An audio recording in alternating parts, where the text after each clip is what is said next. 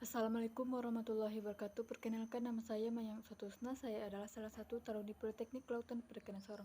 Baiklah, kesempatan kali ini saya akan menjelaskan materi saya, yaitu tentang prospek bisnis, teknik pembandingan, dan teknik pembesaran pada biota air.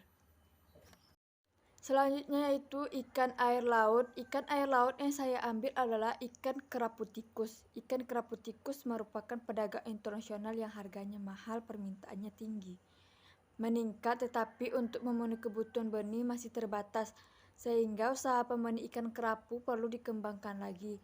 Pengusahaan teknik pembenih ikan kerapu dapat dikuasai, akan tetapi yang sering menjadi kendala adalah usaha pembenih ikan kerapu adalah masalah modal dan biaya operasional kerja. Telur yang dihasilkan ikan kerapu berkisar 1.000 sampai 2.000 butir telur, ditebar pada bak berukuran bervolume 12 meter kubik. Salinitas untuk inkubasi telur berkisar 31 sampai 3 ppt.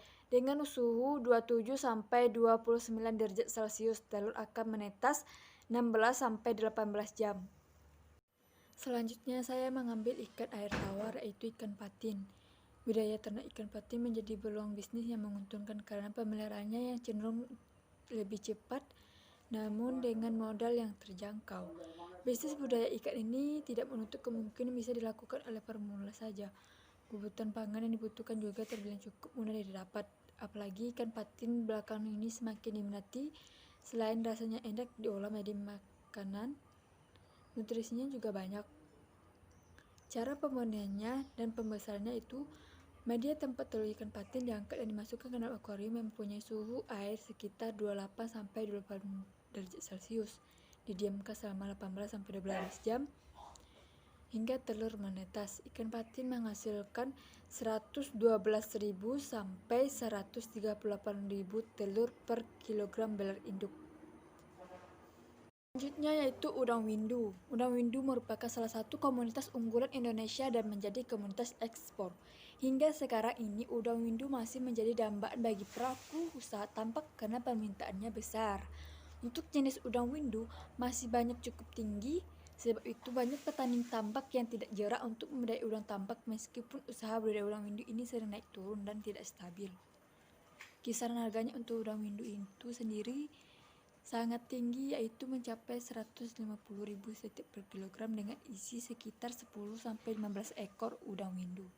Maka budaya pembesaran udang windu di tambak memiliki peluang usaha yang besar dan bisa diterima oleh pasar. Selanjutnya yaitu udang paname. Udang paname adalah salah satu varietas udang yang lezat. Hewan kecil berdaging empuk ini juga merupakan varietas yang sangat menentukan jika dibudidayakan di Indonesia. Bahkan menjadi negara pengekspor udang paname ketiga terbesar di dunia dengan nilai sekitar 3,6 triliun atau 85% di tahun 2018. Selain sebagai protein dan omega 3 dan 6, udang paname juga kaya akan kalsium, potasium, dan fosfor. Uniknya, walau aslinya adalah udang laut, udang paname juga bisa ditambahkan di kolam air payau.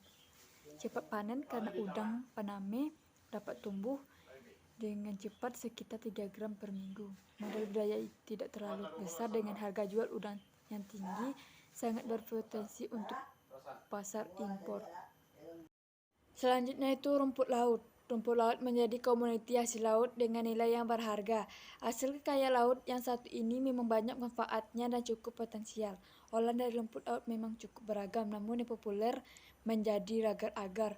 Namun untuk bahan rumput laut juga dapat diolah untuk bahan tambahan berbagai industri makanan, farmasi, tekstil, kertas, komestik, dan lain-lain. Memang bisa dibilang sangat potensial di mana pengembangan komuniti rumput laut yang kian meningkat membuat prospek bisnis ini semakin cerah.